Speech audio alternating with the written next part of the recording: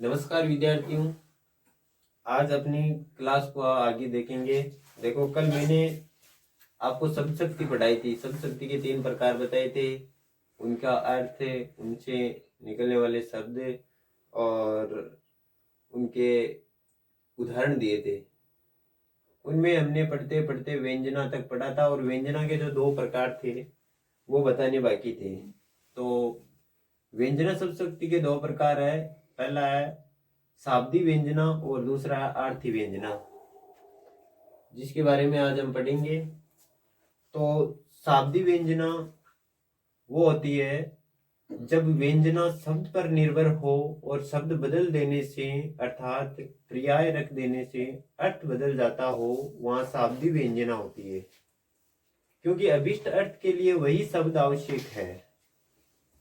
ठीक है, तो इसमें शाब्दी व्यंजना में शब्दों का खेल है, शब्द है, शब्द पर निर्भर है जो कुछ भी है वो।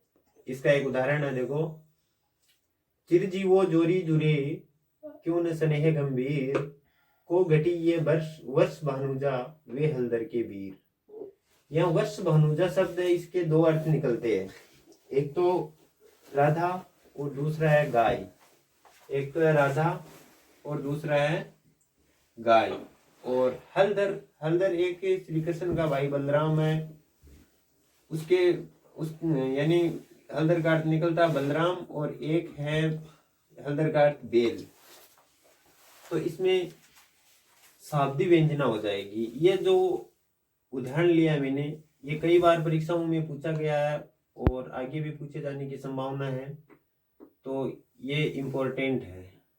चिरजीवो जोरी जुरे क्यों न स्नेह गंभीर, को घटी ये वर्ष भानुजा वे हलदर के वीर।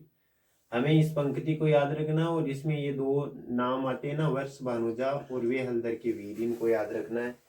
इनसे हमें अगर इसमें शब्द शक्ति पूछे तो शाब्दी व्यंजना बताना है। ठीक है, एक उदाहरण और लिया मैंने।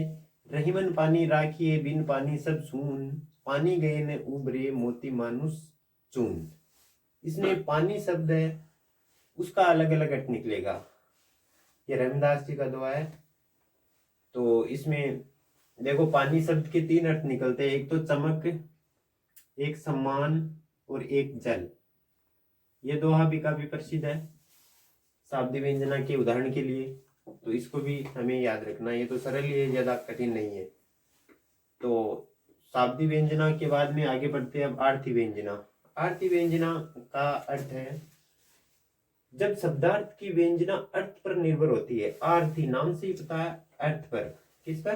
अर्थ पर। अर्थ पर निर्भर रहती है। उसका पर्याय रख देने पर भी अभिष्ट की पूर्ति हो जाती है, वह आरती व्यंजना होती है। आरती व्यंजना में बोलने वाले, सुनने वाले, प्रकरण, देश काल, कंठ, स्वर आदि का बोध कराती है ये। जैसे एक उदाहरण लिया मैंने आरती व्यंजना का, इससे समझना आप। सघन कुंज छाया सुखद शीत मंद समीर, मन हुए जात अंजो वहे वा यमुना के तीर। ये श्री कृष्ण जी से संबंधित 2 पंक्तियां हैं। तो इसमें गोपियां हैं, वो यमुना के तीर पर जो श्री कृष्ण के साथ लीलाएं होती है उनके बारे में बताया गया। वहां की कुंज वन है और वहां की जो वनों की छाया वो सुखद है, शीतल वहां की हवा है, उसका वर्णन मतलब इसमें है। और वहां का सामीप्य प्राप्त हो जाता है गोपियों को श्री कृष्ण का। ठीक है, अब आगे देखो, मैंने कुछ अभ्यास प्रश्न लिए हैं जो मैंने कल पढ़ाया था, और आज इसमें से देखो कुछ प्रश्न है, इनका अपन हल करते हैं। देखो, पहला प्रश्न है, अभिधा से प्राप्त अर्थ कहलाता है। बताओ क्या होगा इसमें। देखो, इसमें होगा, ये कौन सी शब्द शक्ति है? अभिधा शब्द शक्ति है।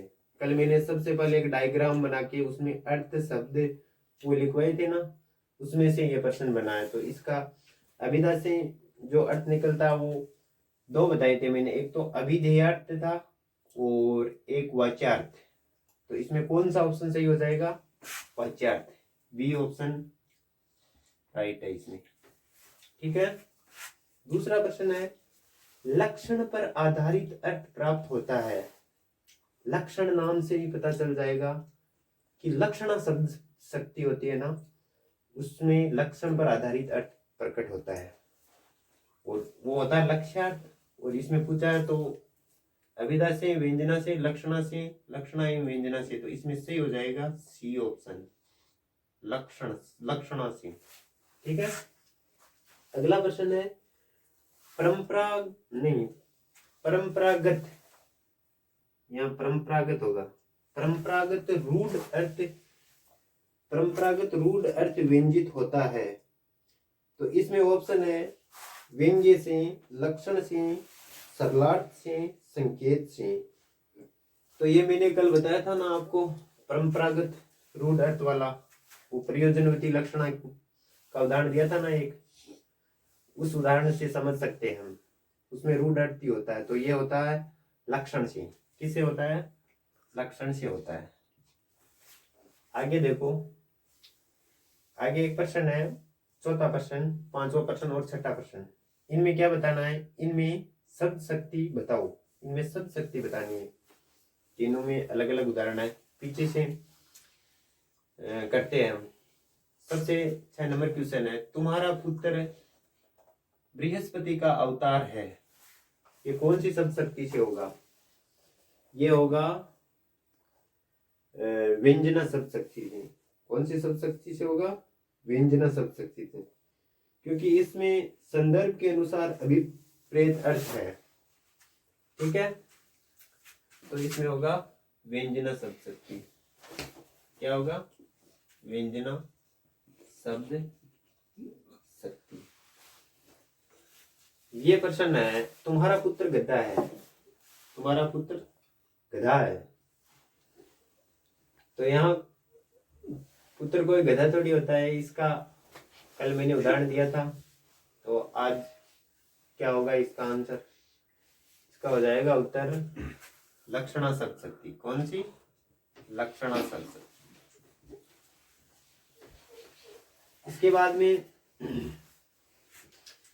तुम्हारा पुत्र मूर्ख है, सीधा साधारण अर्थ पड़ा है, तुम्हारा पुत्र मूर्ख है। ठीक है, तो ये अभिधा शब्द शक्ति क्या हो जाएगी? अभिधा शब्द शक्ति, अभिधा शब्द शक्ति। यह लक्षणा शब्द शक्ति, लक्षणा शब्द शक्ति। थैंक यू विद्यार्थियों, यह अपनी शब्द शक्ति का टॉपिक पूरा हो गया है। अब आगे हम व्याकरण का कोई अन्य टॉपिक लेंगे। ठीक है, थैंक यू।